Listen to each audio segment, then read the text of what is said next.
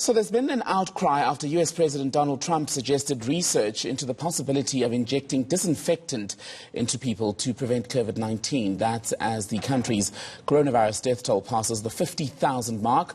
Meanwhile, in Russia, the country has seen a daily jump of over 5,000. That's in the number of infections.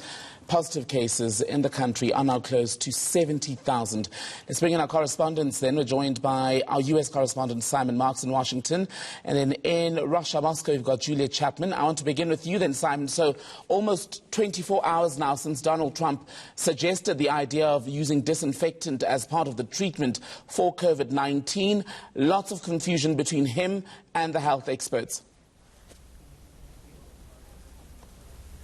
Yes, but absolutely no confusion about the facts, Timberkeely. The manufacturers of bleach and disinfectant here and in other countries have gone into overdrive over the last few hours, issuing public health warnings that clearly say do not, under any circumstances, drink, inject yourself with disinfectant or consume disinfectant or bleach in any way as any kind of a cure for coronavirus. And it is absolutely stunning to be in a situation where the manufacturers have had to take those steps because of something the President of the United States said. This was a stream of consciousness riff by President Trump during last night's White House news briefing after a scientist from the Department of Homeland Security presented some very, very bare bones scientific evidence to suggest that in direct sunlight, coronavirus does not last as long on surfaces as it does when it's in the shade. That was the basic scientific presentation that was made during the White House briefing. President Trump seized on one line in the survey concerning disinfectant and turned to his public health advisors, seasoned professionals who have spent decades in the field of medicine, and suggested to them that perhaps they ought to look into the possibility of disinfectant as an injection being used to cure coronavirus. We have never seen anything like this from behind the White House podium. The head of President Trump's coronavirus task force, Dr. Deborah Birx, could scarcely conceal her fury at the president's stream of consciousness comments. And compounding what he said at the White House last night is something that he said within the last hour today. At the White House, pressed by reporters over his comments last night, he has said that he was simply engaging in sarcasm to see what reporters would do with his comments. That is a total lie, as everybody can see if they watch what went on at that press briefing last night. Let me ask you then, Simon, just on that point, the US has now around 50,000 deaths as a result of this coronavirus pandemic. You've got this back and forth, a president who's saying things that are factually wrong, controversial, not helping the discussion at all. What does it do then for the average American's confidence in the government's ability to respond, because the worst is really not over at this point? Well, his approval ratings are falling pretty dramatically. I mean, he really seems to enjoy personally, psychologically, doing these nightly briefings at the White House. Heaven help us, we've got another one in about 4 hours' time.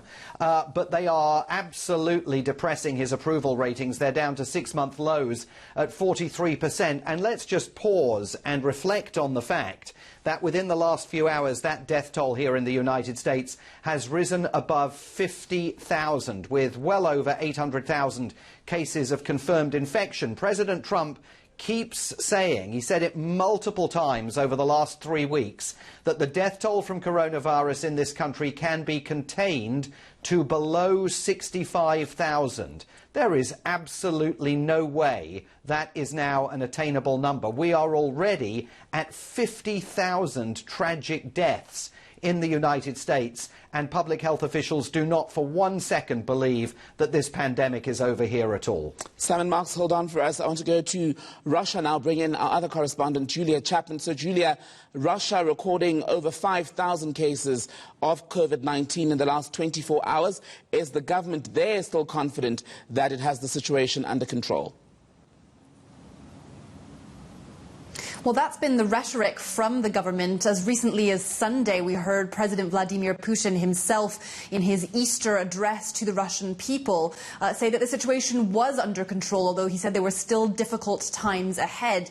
But the numbers in Russia have been spiking over the last couple of weeks. In the last 7 days, Russia has jumped into the top 10 biggest outbreaks in the world. And if this pace continues over the next few days, it's likely to overtake even China's official numbers. So there's certainly serious concerns here in Russia that the situation is getting out of hand. Moscow, where I am, accounts for just over half of all of Russia's cases. There's now more than 68,000 coronavirus cases across the country.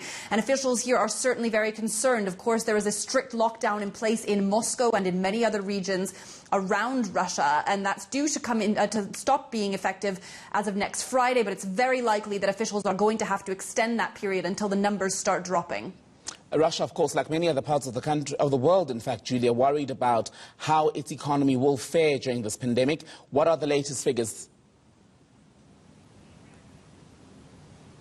Yes, that's right. So the death toll in Russia so far has been relatively low compared to the numbers of cases that have been confirmed in Russia. So far, they've seen 615 deaths, and about 50 of those were in the last 24 hours. So the numbers are rising, but they do make up a smaller percentage of the overall coronavirus cases than we've seen in many other countries, including, of course, the US. And so the officials say that they do think that the situation is under control. The medical system can handle this outbreak. And that certainly does seem to be the case, at least in Moscow, which, of course, has the most money, is the best equipped in terms of medical facilities. They've built a new coronavirus hospital just outside of Moscow that can so far accommodate 800 patients. That opened earlier this week, and they're going to extend it even further.